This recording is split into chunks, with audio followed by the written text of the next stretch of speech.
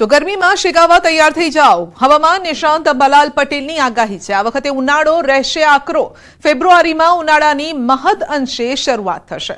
19 ફેબ્રુઆરીથી ગરમીનો અનુભવ પણ થશે. માર્ચ સુધીમાં 38 ડિગ્રી સુધી તાપમાન પહોંચશે.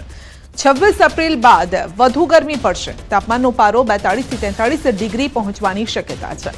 ઉત્તર ગુજરાતમાં મહત્તમ તાપમાન 45 ડિગ્રી રહેશે.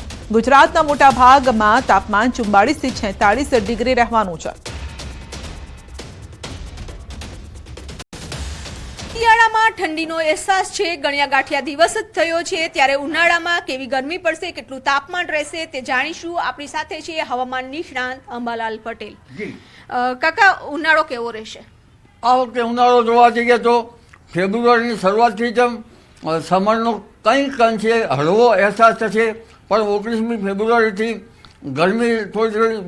ગરમી વધવા લાગશે અને લગભગ માર્ચ માસમાં આવતા મહત્તમ ઉષ્ણતામાન ગરમીનું 38 ડિગ્રી સેલ્સિયસ જેવું થઈ જવાની શક્યતા રહેશે અને સમર છે તેની અસર વધુ થશે.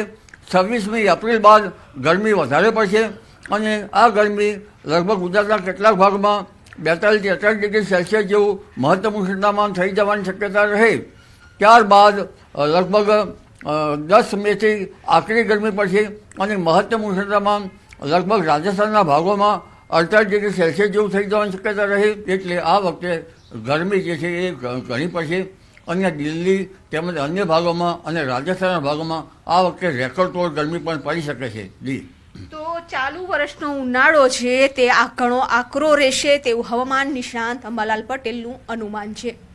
કેમેરામેન ખેંગાર રાઠોડ સાથે વિપુ પટેલ, ન્યૂઝ 18 ગુજરાતી, ગાંધીનગર. તો આ વખતે શિયાળો એટલો ઠંડો નથી રહ્યો, પરંતુ ઉનાળો આકરો રહેશે તે વાત નક્કી છે, કારણ કે હવામાન નિષ્ણાંત અંબાલાલ પટેલે એ પ્રકારની આગાહી કરી છે. તાપમાનનો પારો 46 ડિગ્રીની આસપાસ પહોંચશે.